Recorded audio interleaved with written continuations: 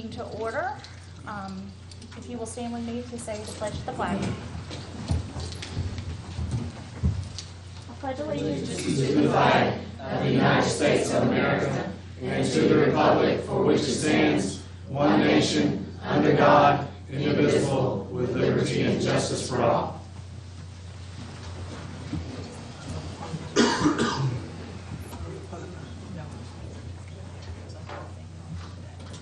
All right.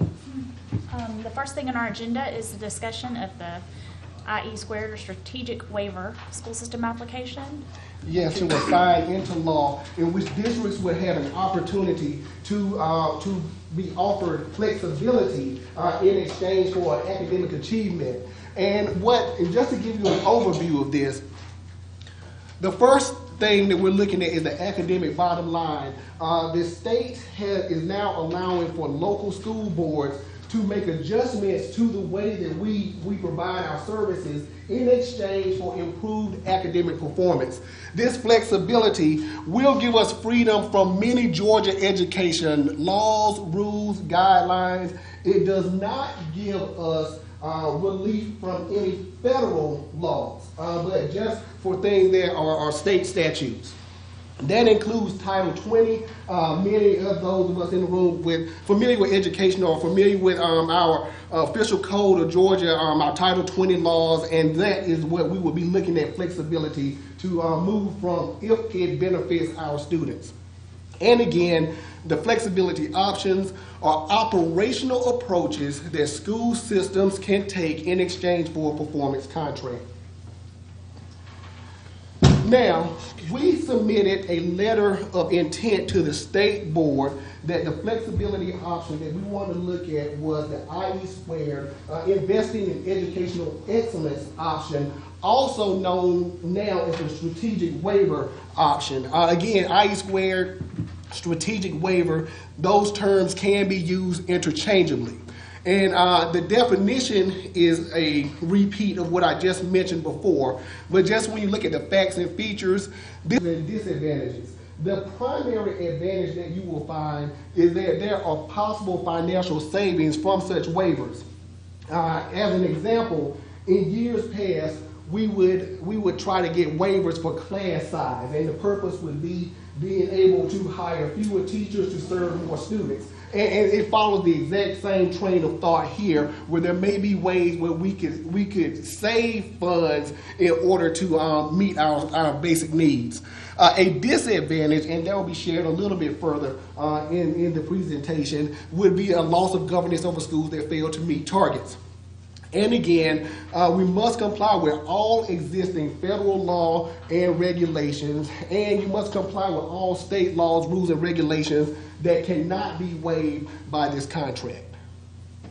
With that being said, we had to submit an application to the State Department that's been sent to the Georgia Department of Education. They reviewed it, we discussed it, we have made some changes, and we're getting ready to submit that again. The components of that includes a contract, an application form, and exhibits A through G. And for the school leaders here, those are the school plans. If you recall, you were asked to help us get some information from your CCRPI data that we have with elementary, middle, and high. And the State Board of Education, they have that information, and they're going to review that as part of deciding whether or not to approve or deny our contract.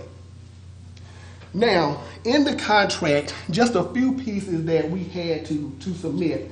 The first thing would be the district challenges. It becomes, how can being an IE squared system help us address the challenges that we face? Now, there were 4 challenges that were rank ordered by central office and board members during the board retreat. And so this is not the original order again, but this is the order that came up. And what was interesting, when you look at board and district office officials, the number 1 issue was the exact same. And just for your knowledge, you have to read through these. The first thing that was of the most importance for school system and board office members was ensuring that the Newton County schools can attract and retain effective teachers, leaders, and professional personnel to meet the projected student growth for Newton County, the aging workforce, and current staffing deficits. The second item, ensuring the financial stability of Newton County schools despite the unstable and unpredictable revenue growth. 3, ensuring that Newton County schools can increasingly personalize the learning experience and environment for all students and advance student learning as indicated by student achievement measures. And 4th, ensuring that Newton County schools can meet the unique academic resource and support needs of all schools. And again, using the IE squared process, we will try to address the issues that are listed here. In the application, there are consequences if a school does not manage to meet the performance requirements that are required. And non-performing schools, familiar with this, a lot of these consequences were very similar to the adequate yearly progress, no child left behind. The more you went into needs improvement, the higher the consequences were. And again, that could lead anything from creating action plans at the school level to looking at more extreme forms of changes to district governance. The waiver, the application must include the list of state statutes and board rules the district is seeking within its contract, and those waivers have been included in our contract. And the requirement is that of all the things you could waive, you must include at least one of the following areas. And so there'll be class size, expenditure control, certification, and or salary schedule. We have completed our application. Once it's approved, you will have an opportunity to see that, and you'll see that we are applying for quite a number of waivers, trying to find the best ways to innovate and make things better in our schools. So, the next steps. Today, we are asking for local board approval to be recommended by our Board of Education. After that, the State Board of Education, we will ask for their approval this Thursday, December 10th, and there will be several other school districts around the state who will be doing the same. If approved at both levels, all waiver flexibilities are retroactive June 30th, 2015. What does that mean? If we're approved, and if there is a flexibility innovation that we would like to try, for example, opposed to having to wait until the next school year. So it's effective as soon as everything is approved. District office leadership will collaborate with school leadership to review and implement flexibility options as needed. There are waivers with minutes we can look at. There are waivers with class size, different things we can talk through individually at the school level to see what we can do to best maximize student achievement in your schools. And again, just to remind you, our flexibility cannot supersede federal law. So everything that we do that's tied to federal law trumps any type of innovation that we may consider.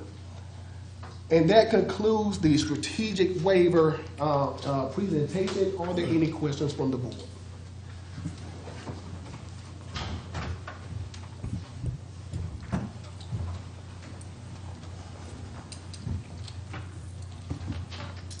Thank you, Dr. Lockhart. Board members, are there any questions? Yes, I have one. All Yes, right. sir. You made the statement that you submitted the application Yes. and it's returned with some elevated concerns. Oh, no, sir, This not is the public concerned. hearing. What happens, they look at what we had to do was submit the statutes, the state laws that we wanted to waive. What they do, they look at it and they say, okay, you're able to waive this, you're not able to waive that. So what they do is they clarify, so they massaged it and then they gave it back to us for us to be able to present to you this evening for approval. Okay, and that's what I was looking for. Yes, sir. And one of the slides pointed out about Title 20, where they really want us to focus on is just the Georgia law, not worry about the state board recommendations, because the state board recommendation actually is a part of the Georgia law. So in essence, what they did for us was just clean it up. There was nothing that was shocking or anything that we need to be concerned about. Okay, thank you. All right, are there any other questions from board members for Dr. Lockhart? All right. Madam Chair, that concludes our public Present. hearing and our presentation this evening. All right, well, do we have a motion to adjourn then? So move. A second? Second. All in favor? Aye.